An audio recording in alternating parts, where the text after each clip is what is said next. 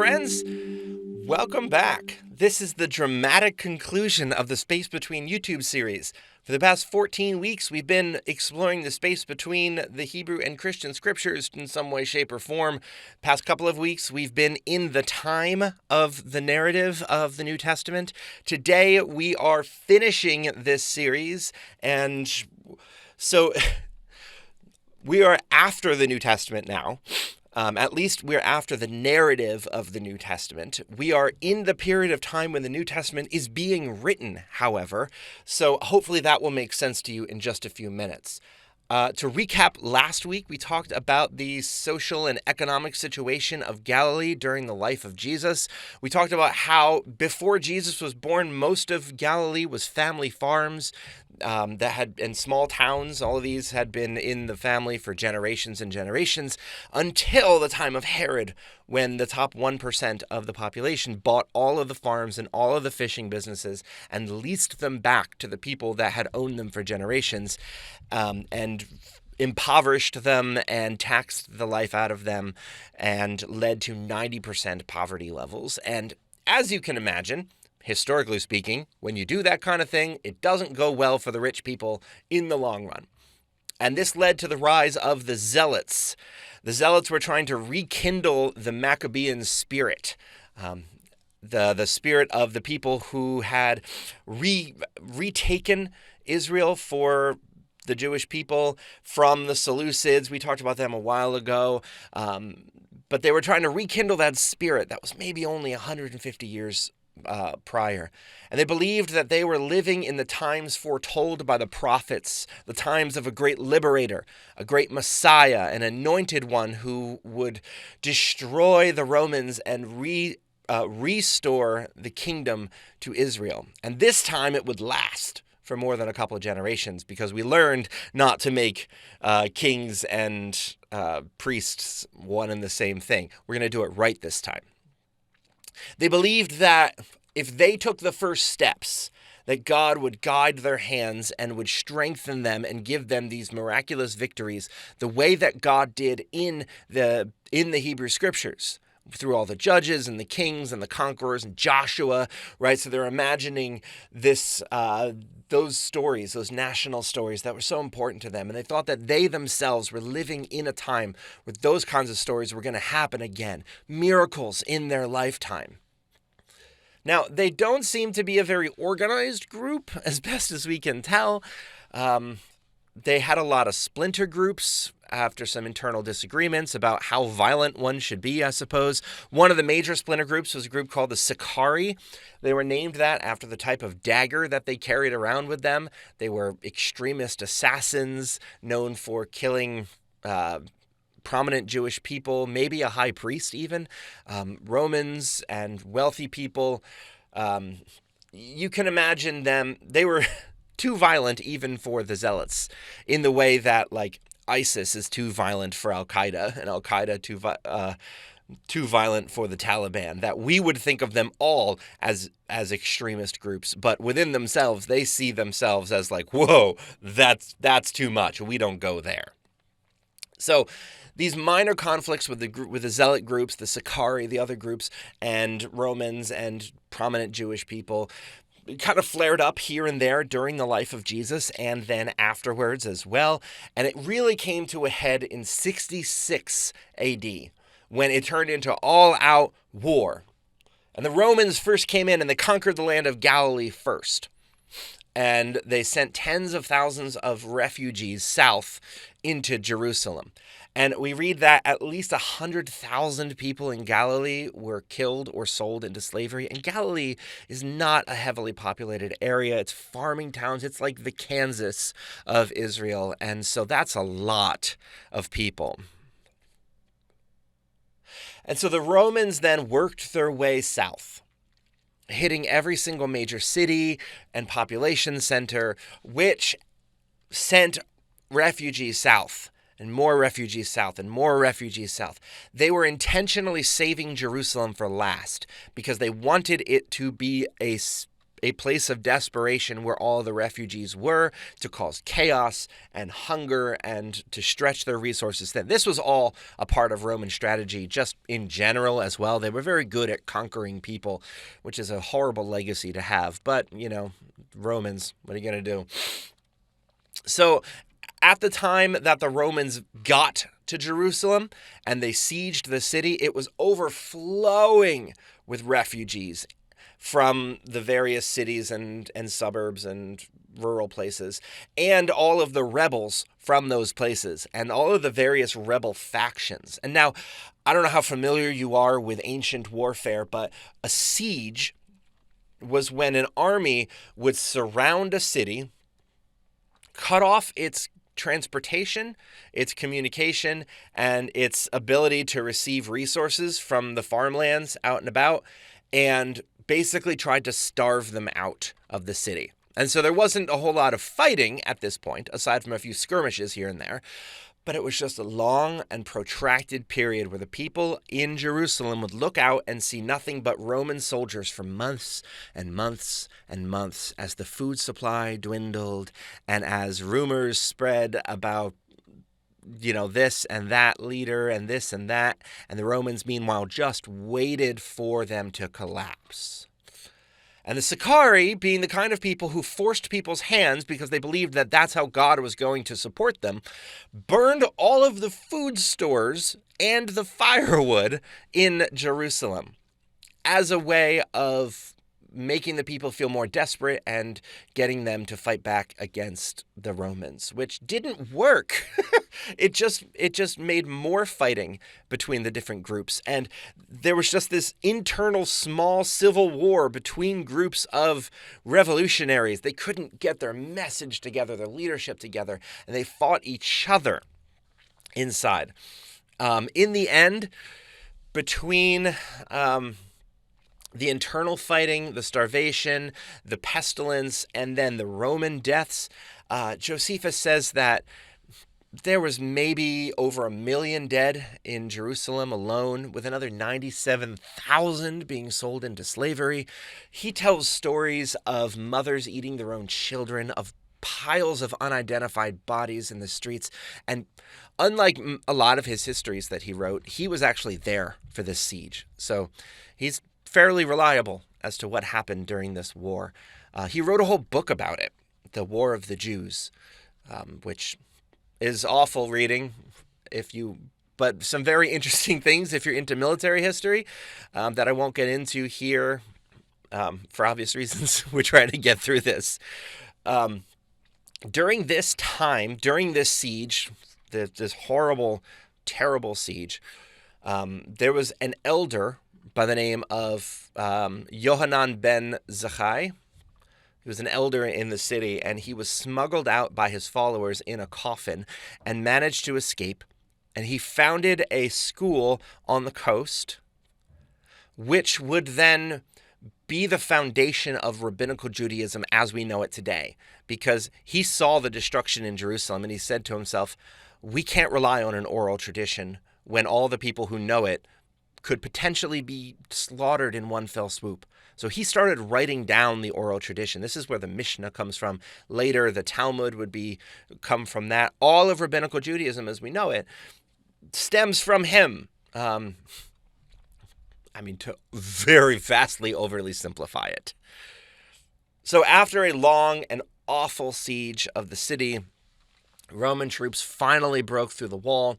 They destroyed Jerusalem. They burned the temple to the ground, and all of its treasures, its gold and silver, were carried off into Rome. And to add insult to injury, the Emperor Vespasian used the riches taken from the temple and the slave labor from the people he kidnapped from Jerusalem to build the Colosseum, which, as you know, would later be used to kill Christians. So all of you people who have traveled to Italy and have taken lovely pictures with the Colosseum, I hope you feel guilty now. No, it was a long time ago, but still, you should feel bad.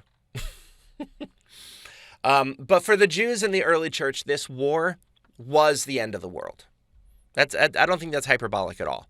To them, this was the end of the age. There is no going back from this. Everything that we've known in the past is over, and any potential for a new world might as well be a new earth, a new heaven, a new earth, a new Jerusalem. And at this point, Christianity was just a flavor of Judaism. It was just the people who followed a particular rabbi named Jesus of Nazareth. The head of the church at this point was still in Jerusalem. The council was still in Jerusalem. All of the Gentile churches answered to the Jerusalem church. The center of the church was Jerusalem. And the church itself was primarily Jewish.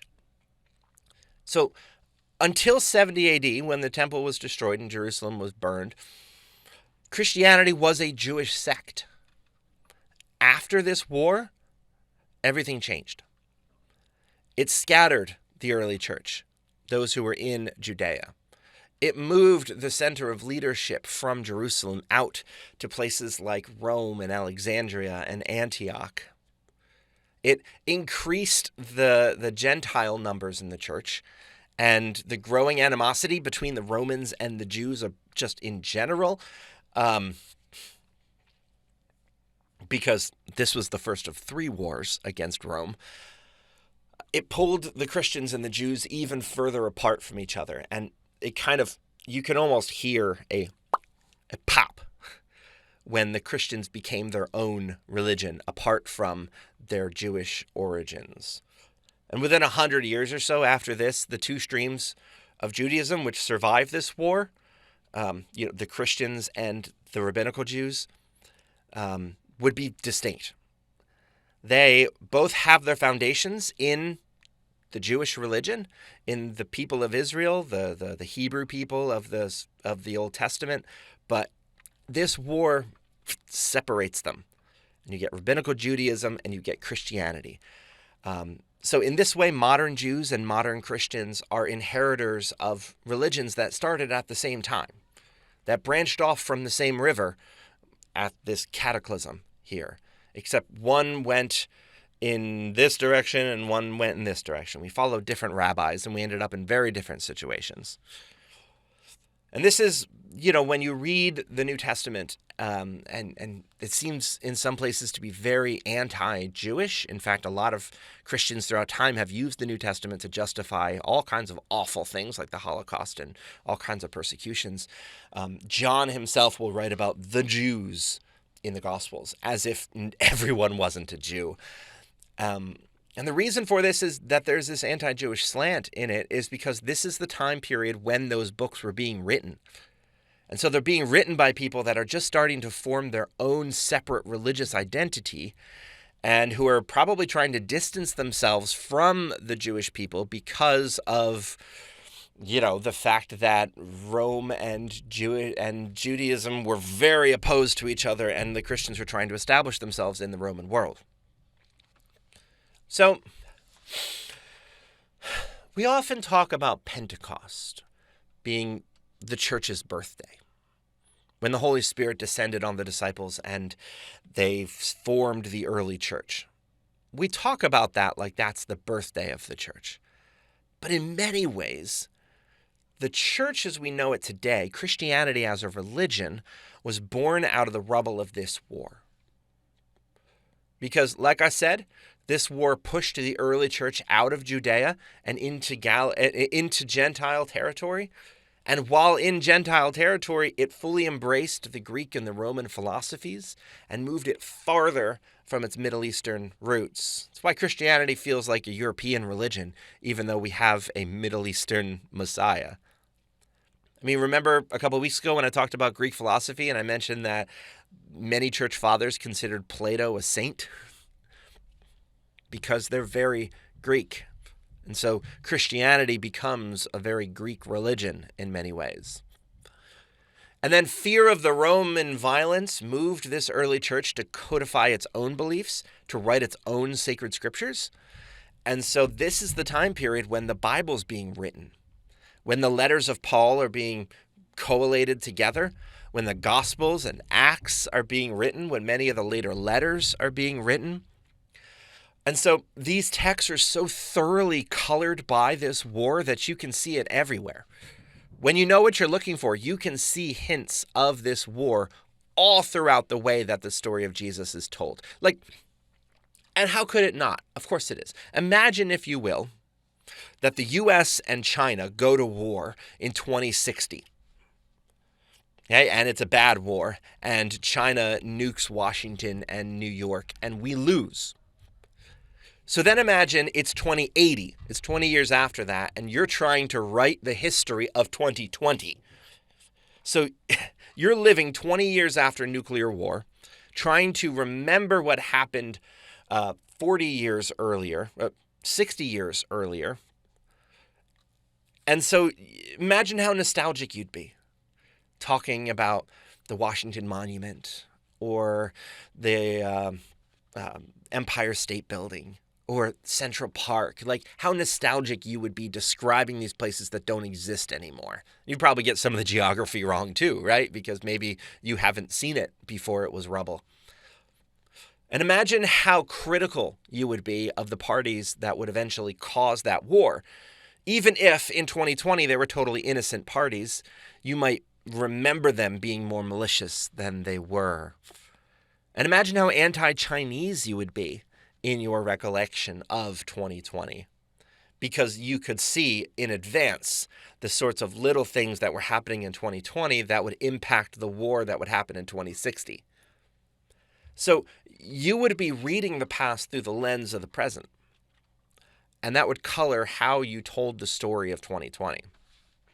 And there's just so much anti-Roman sentiment in the New Testament because of this, that if you know what you're looking for, you can see it everywhere.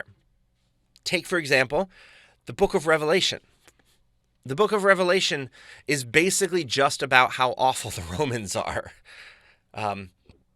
Because the book of Revelation is a vision from John being written during the time of Domitian, who was an emperor who was violently persecuting the Christians about 10, 15 years after the fall of Jerusalem.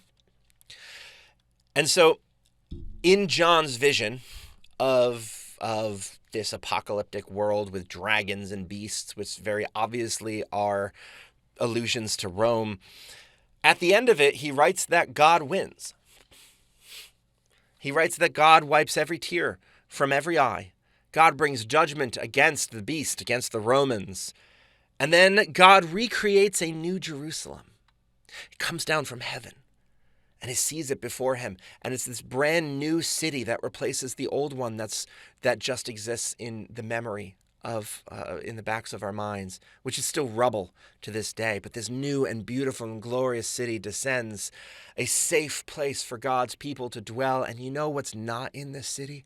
There is no temple in this city. Because there doesn't have to be in the New Jerusalem. Because the people of God are the new dwelling place for God. God can dwell among his people in the New Jerusalem. There's no need for a temple and a separation and all of that. This is the new world that we've all been working towards all this time. The New Jerusalem is not just an end-of-the-world prophecy, the ways that lots of people think about it today, but it's a present possibility for the people who just in recent memory watched it all be destroyed. It's a way of moving through the world in which God dwells among the people and doesn't need a temple anymore, because they're trying to make sense about how to live in a world with no temple, with no Jerusalem. The New Jerusalem is here. The New Jerusalem is made manifest when the people of God work for the common good of all through the power of Christ. The temple of God is each and every one of us. We are the vessels in which God can live and work and move through the world. And the early church really does try its best to live into that promise. Though somewhat ironically, it gets a lot harder for them when Rome goes from being enemy to friend, and when the church goes from being agents of God's kingdom to kings of their own. But this is not a series about the early and Roman churches. That is a different series, I think. In this series, we followed the chain of events that started with the building of the Second Temple after the Babylonian exile to its destruction nearly 600 years later. We moved between colonizing powers of the Babylonians, the Persians, the various flavors of Greeks, the Romans, and then a brief period of independence for good measure. We battled armies of men and battles of culture. We saw the slow development of the Jewish religion and how Jesus seized upon a critical moment to start a movement, a revolution in Israel, a movement that used radical peace to disrupt both the Roman and Jewish power structures. We saw Jesus' followers inherit that movement which was so thoroughly drenched in Jewish religion and Greek philosophy, and then go on with this strange bedfellows to turn the world upside down.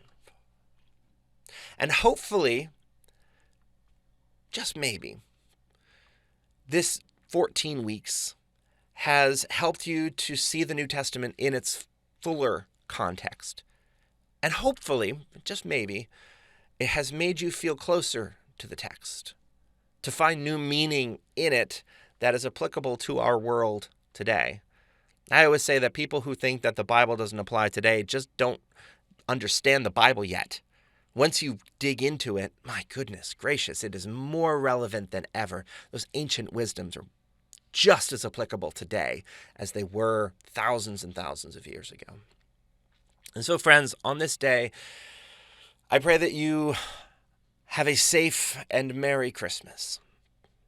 I pray that the past 3 months have helped you to fill out the characters in this Christmas story in new ways, and that you hear the good news of Jesus' birth in the same sort of invigorating and inspiring way that I do. And above all, I pray that you find peace.